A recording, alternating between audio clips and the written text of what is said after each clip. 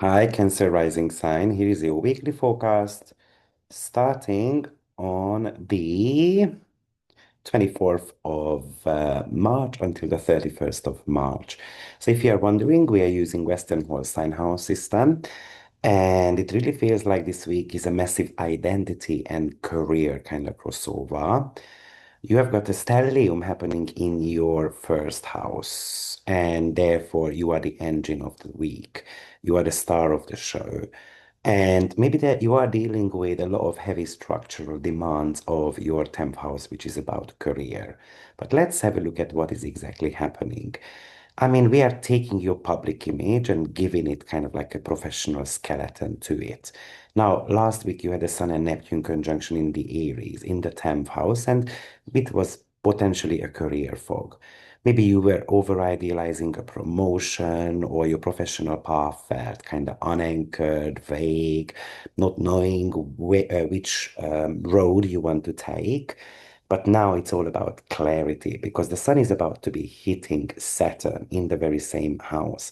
So the dreaming is ending and certain type of a construction work begins here. So this is a day to stop wishing for success and kind of start building a framework for it. Saturn here is a reality check, what type of a leader you want to be, what your legacy that you want to leave behind. This is about building your reputation. And if your reputation has been a bit loose, then today is the day you set the boundaries and take the seat at the head of the table. Now, March 27th is a very important day because that Saturn is actually making a sextile to Pluto. Pluto is in your eighth house. So you might want to think back to 2020 because we had that very heavy Saturn Pluto conjunction in your seventh house.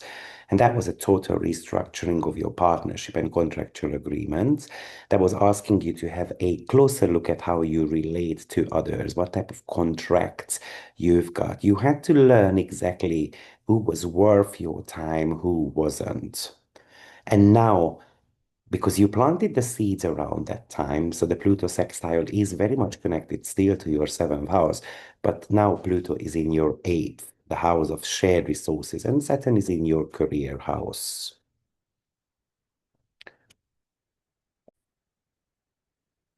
So this is about all the connections that potentially you created back in 2020 and the boundaries you built. Now you can use them to negotiate maybe a major career contract. Maybe if you started a career opportunity in 2020, maybe this is the end of it, or this is the time when you actually get promoted, or you start seeing the financial reward of it, because this is a sextile at the end of the day. This is also about turning partnership wisdom into more of a public authority. So if you have been working on a deal, then this is the week you find the backing or the investment with the eighth house activation, something that respects your long-term vision, because you see the solid structure. This is about building your reputation. Or if you started studying something around that time, then what's the next step? This is about not necessarily just studying anymore, but most likely connecting to like stepping out of your comfort zone and then putting something out there. And the commitment actually comes from the fact that Juno is kind of like hovering through that Saturn and Pluto degree. And Juno talks to us about commitments. But your sacred mission is actually lying in the ninth house. We have got the Vesta and North Node conjunction. Vesta represents devotion, the North Node represents the growth opportunity. And the ninth house is about wisdom, learning, your meaning to life, your philosophy. So it's about you getting devoted to a belief system, a long distance goal. And this isn't just about thinking, but visualizing the potential success, making a worldview visible to others. Or you are committing to potentially study something to take your career even to the next level. The Saturn Pluto can talk to us about that too, that you started something, a contractual agreement. But for example, this is a time for you to take it to the next level. Maybe you are ready to focus more on travel plans or publishing a work of yours, or you're ready to kind of apply a new teaching style. The North is trying to pull you to find growth through radical devotion to your own truth. We also have got the Pallas Athene and Mars conjunction happening in your ninth house as well, and that's about tactical strategy. So I'm coming up with a strategy how I'm going to be publishing my worldviews. This is not anymore about just learning. This is about how to engineer your knowledge. This is about seeing patterns in how you spread your message globally, what people are interested in.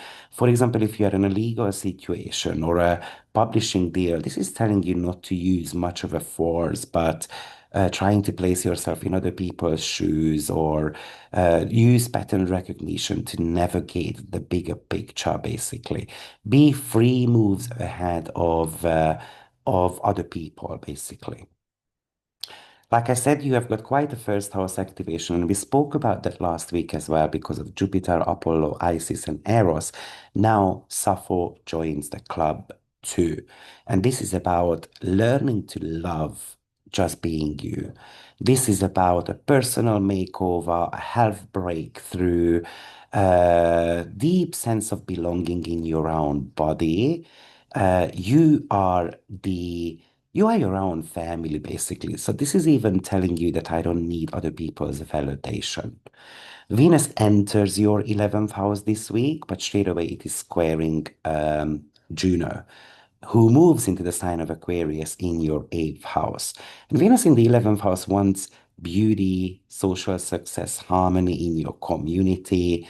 And Juno in your 8th house is about your commitment to shared resources, debts, psychological vows. So imagine that you want to be spending your money on a group event, for example, and you want to show up for your friends, but you made a commitment to your, financial stability or a private partner and kind of creates a tug of war. So like your friends want to go out, but you committed to a saving goal or a private agreement with your partner. And it's about negotiating the price of your social life. So it's kind of like doesn't break that kind of contract you might have made with others. So I think this is about Saturn trying to fix your professional image. This Saturn wants to cut out the vague career goals. This wants to give you a deadline, the manual, how to rebrand yourself. This is about having that vision, having that higher vision, and making something out of it.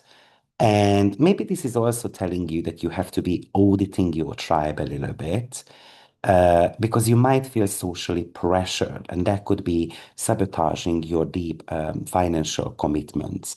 Now, in order for you to fully understand the week ahead, you might want to listen to the general forecast that I made because I'm giving you the sensitive degrees there.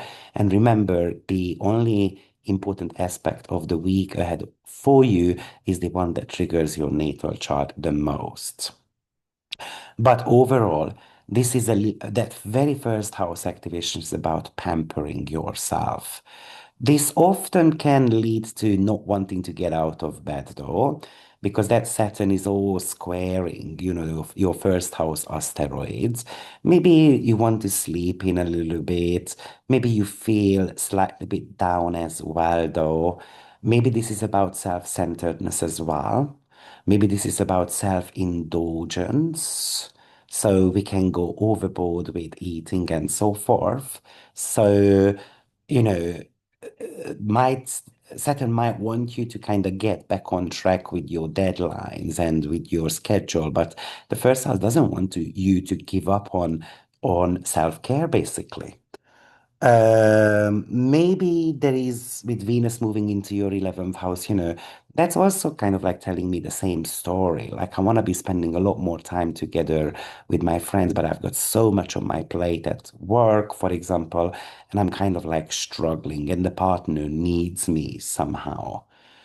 But of course, that Venus in Taurus squaring Juno, this is really much telling you that you need to be a slightly bit more careful with finances. Going back to the Saturn and Sun conjunction, remember that Sun rules your second, Saturn rules your eighth house. So this is telling you that you're going to have to come up with a financial plan. You might even be worried what's going to happen with my career. Like, am I going to lose that? What am I going to do with finances then? So that's why we're going to have to be able to come up with a plan. So good luck, Cancer rising sign, and I will see you next week. Take care. Bye bye.